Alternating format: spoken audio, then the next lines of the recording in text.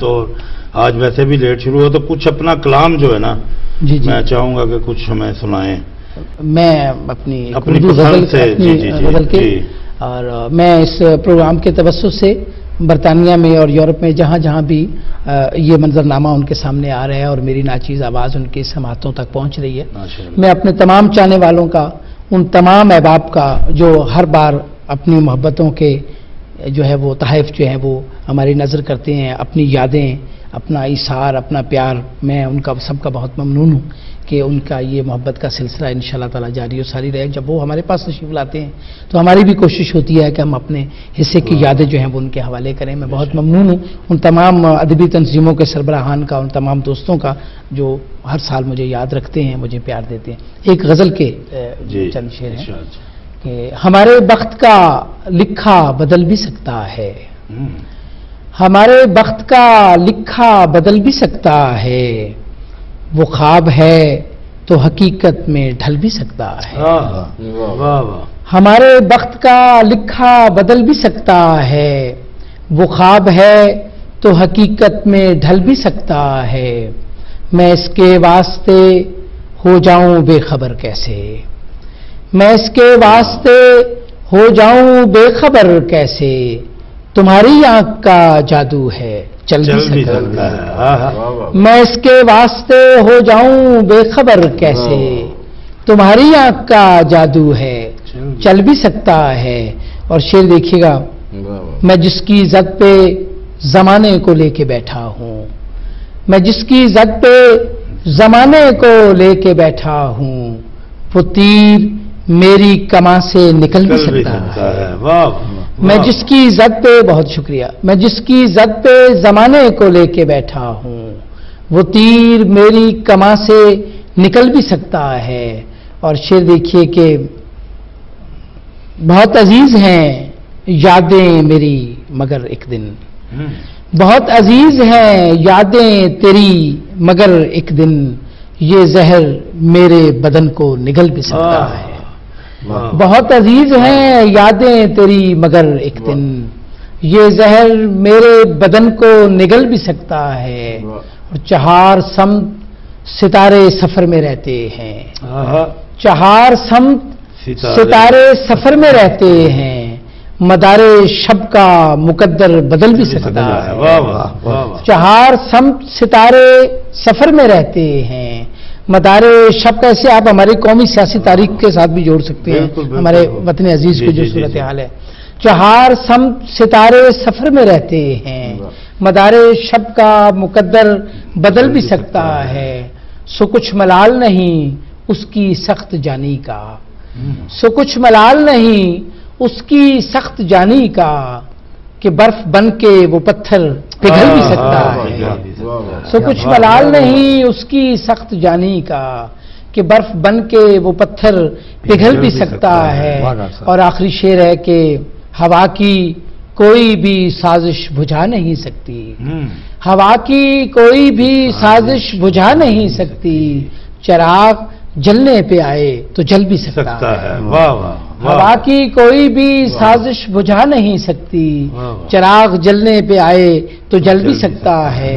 ہمارے بخت کا لکھا بدل بھی سکتا ہے، وہ خواب ہے تو حقیقت میں ڈھل بھی سکتا ہے. واہ واہ واہ واہ، ماشاءاللہ نوازشی. اور میں نے یہاں پہ بھی بہت اچھے اچھے اشعار سنے اور ہر سال سنتا ہوں. ابھی چند دن پہلے ناٹنگم میں آج کے ہمارے برطانیہ کی بہت ہی ممتاز آواز ہیں احمد مسعود صاحب، انہوں نے ایک تقریب سجائی اور آصف کشمیری صاحب کی صدارت میں، بہت ہی سینئر شاعر ہیں. وہاں پہ بھی جو شاعر اور شاعرہ تشریف لائے، بہت ہی عمدہ کلام پڑھا. جی ڈاکٹر صاحب، آپ کی اجازت سے اگر اشفاق صاحب سے ہم کچھ سنا جائے کوئی مختصر، کیونکہ ٹائم ممتاز صاحب سے میں آج معذرت چاہ رہا ہوں کہ ان کی طرف نہیں ابھی آیا جا رہا. جی اشفاق عاجز صاحب. بہت شکریہ جناب. اور ابھی جو فون کال بھی آئی تھی ظفر اقبال صاحب غالباً ڈیوزبری سے، ان کے گھر سے، اور بہت شکر گزار ہوں دوستوں کا کہ یاد کرتے ہیں، محبت کرتے ہیں. ایک غزل جو ہے اس کے چند اشعار پڑھے دے رہا ہوں کہ سوئے درد جگا جاتی ہے، یاد ایک آگ لگا جاتی ہے. سوئے درد جگا جاتی ہے، یاد ایک آگ لگا جاتی ہے، بھیڑ میں رہ کر خواش تیری اپنا آپ گنوا جاتی ہے. واہ واہ واہ. ذرا عادل بھٹی صاحب کو بھی شامل کر لیں پروگرام میں. جی السلام علیکم. جی السلام علیکم. جی تو یہ اپنا کلام سنا رہے ہیں اشفاق عاجز صاحب. جی جی جی. آپ کی محفل بڑی اچھی جا رہی ہے جی.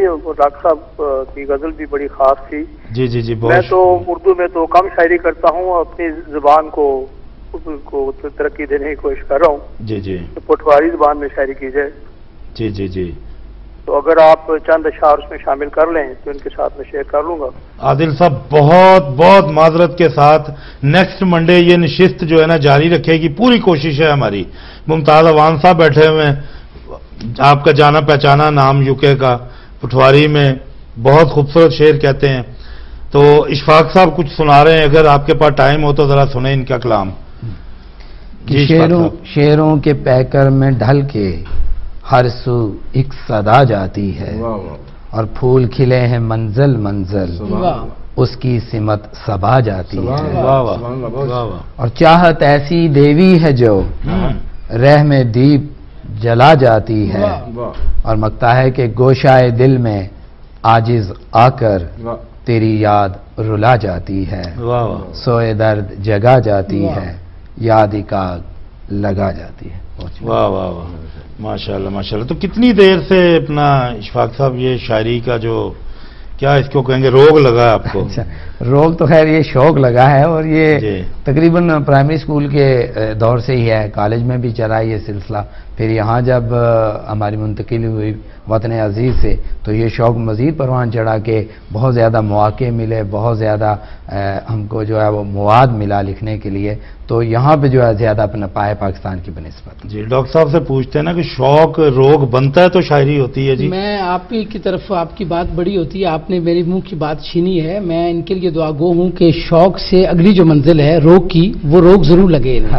اس لیے کہ جب فن کا روگ لگتا ہے, مطالعے کا روگ لگتا ہے, وہ روگ اصل میں یہ ہندی لفظ ہے, اور روگ جو ہے وہ سطح ہے کہ جہاں آپ یہ سمجھیے کہ اس کے بعد پھر اور کوئی سطح نہیں ہوتی. تو روگ ضروری ہے کہ چھوٹی سی عمر میں لگ گیا روگ, کہتے ہیں لوگ میں مر جاؤں گی, تو مرنے سے پہلے کچھ کرنے سے پہلے تجھے بدنام میں کر جاؤں گا. یہ جو بدنام کرنے والی بات ہے نا, تم ہی بدنام سیاں میں بھی بدنام, تو یہ جو ہے نا بدنام جو ہوں گے تو کیا نام بھی نہ ہوگا.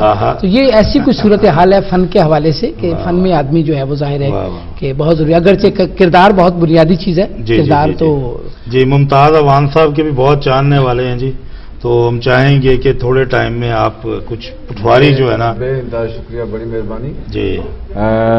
ڈاکٹر صاحب نے بڑا مشکور ہوں, مشکور ہوں. ڈاکٹر صاحب ساڈے نال آئے, بے شک. ڈاکٹر ملک لیا کے ڈاکٹر